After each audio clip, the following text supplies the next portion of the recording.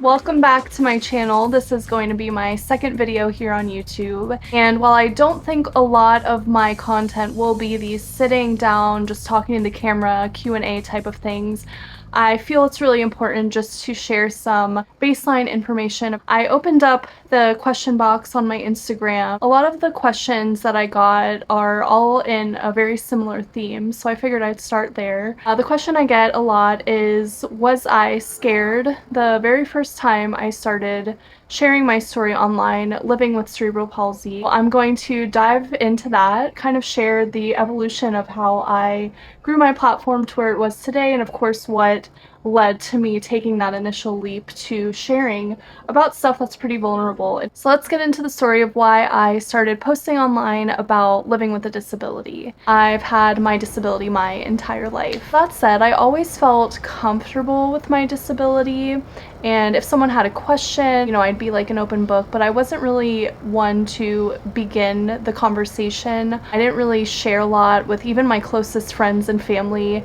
about some of the struggles that I went through, any fears or anxieties I had, especially when it came to travel or trying new things. The weight that I always felt on my shoulders of being a burden, asking for help, having to travel with my walker or mobility scooter, and I can't just easily hop in someone's car, a lot of coordination. I was internalizing a lot of my experiences. One day I kind of had this light bulb moment. I was talking to a new friend at the time, and she asked me what my disability was, and like I said, I was an open book, so I told her.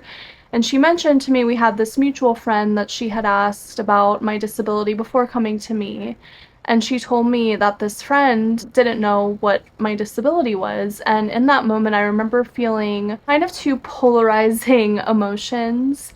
On one hand, I was so grateful that this friend, was my friend for me, that my disability didn't, change how she viewed me or deterred her from getting to know me as a friend. But on the other hand, I felt like I was doing a disservice to myself and the people around me by not educating or just sharing this part of my life in ways that just would make sense. That's where I kind of had an internal shift in my brain where I wanted to be more proactive about the things I was feeling with my disability, getting it out there just because I felt such a weight on myself for not. After months and months of thinking, how do I sort through these feelings that I'm now feeling towards something I've had my entire life, I was kind of re-exploring the way I viewed my disability and the way I lived with it, and the way I lived with it proudly, which was an entirely new concept for me. Now that you have that backstory, let me share about the first time I ever posted about my disability online. It was a random Wednesday. I was living in downtown Fort Lauderdale. I went down to the gym just to do some exercises, move my body. Did I know what I was doing? No.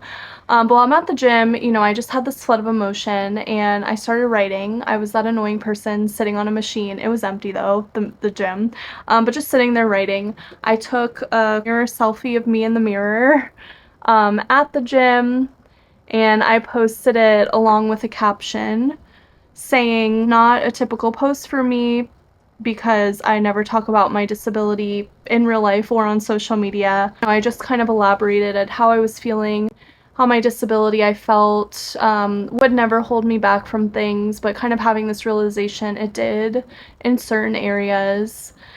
And yeah, so that was October 15th, and as I said, like, my Instagram was only my personal one, so it really was just friends and me just getting things off my chest. From October to March, I didn't really do much. I didn't stick to my own personal goal of talking about my disability, but I launched a blog. I bought the chelseabear.com URL and just started writing a few blogs where I would kind of explain things that I was feeling or going through in relation to my disability. Officially launched that blog in March, and when I did, I wasn't consistent with it, but whenever I'd post something on my website, I'd do a post on Instagram, just kind of like a little preview, hey, go check it out if you're interested in reading.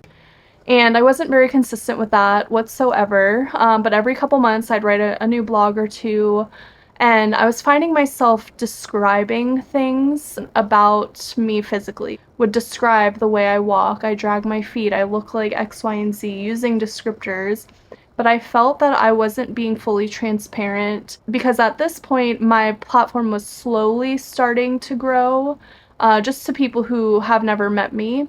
So I'm like, while my friends and family who know me in person know how I walk, anyone new coming to my platform couldn't fully grasp my mobility, my day-to-day, because they were just reading about it.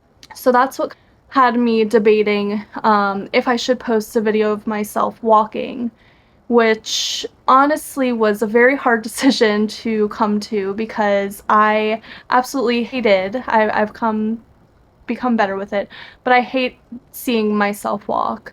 I hated walking by a window, a reflection, seeing a video of me, because in my head I didn't feel like I walk the way I walk. I mean, I knew it wasn't the normal way, but I just felt that it was a lot uglier, I look all over the place. I understand why people get nervous when they see me walk.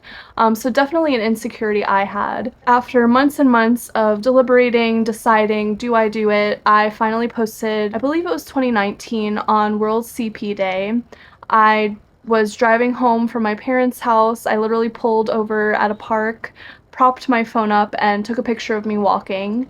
And then I wrote a post with it sharing, I felt in order to be completely authentic with my community that was starting to grow beyond the people that knew me in real life, I wanted to show them, this is how I walk. But yeah, that's kind of the story of how I first started sharing my story online. It really stemmed from me just wanting to hold myself accountable to exploring my own personal feelings towards my disability. And then once Instagram Reels came out and the pandemic started and I started posting more frequently just about things I was going through, staying home, how was that impacting my body, and my videos just started to go viral. So I had this realization while my videos were reaching millions of people, they're scrolling on their phone, seeing their regular content, and then you see a video of me walking by. I understand how that will catch your eye because I experience it in real life all the time. Whenever I walk into a room, everyone stares at me. Then I started to realize I'm sharing videos of myself walking. Millions of people are seeing this. How can I utilize this platform for an even greater good? And that's what kind of stemmed me starting to do educational content. People were watching it anyway. Why don't I throw a message on there that's educational about my specific disability, about how to just treat people with disabilities, etiquette for disabled people. Once the world started opening up, what's it like traveling with a disability? What is the very real things that as a disabled woman I go through? I started sharing more and more frequently, of course, just keeping in that same theme of wanting to be authentic and vulnerable and real and honest. Growing up, I always felt like disability was such an uncomfortable conversation that people kind of got all awkward and weird when it came to the topic, when me, as someone who's lived with it my entire life, I couldn't really grasp why are people so afraid of this topic that is just a part of life. That's why I like to share online, really just to destigmatize society's views of what it's like living with a disability. I like to shine light on the accessibility needs that need to be improved upon, and just give people perspective that disability is just a part of life. And it doesn't need to be an uncomfortable conversation. It doesn't need to be an uncomfortable topic. We just want to be included, as does, I feel, most people in the world. So that's why I continue to share on here. I've been introduced to so many incredible people, whether they have disabilities or not, and I have a new community that I never had before because I'm the only person in my real life that prior to social media that had a disability. That's my story. So yes, I was scared to share for the first time, but it's been so rewarding, and I'm really excited to keep on this journey, keep sharing, and having people understand these conversations don't need to be hard or scary. And thank you for your support, and if you don't already, please subscribe.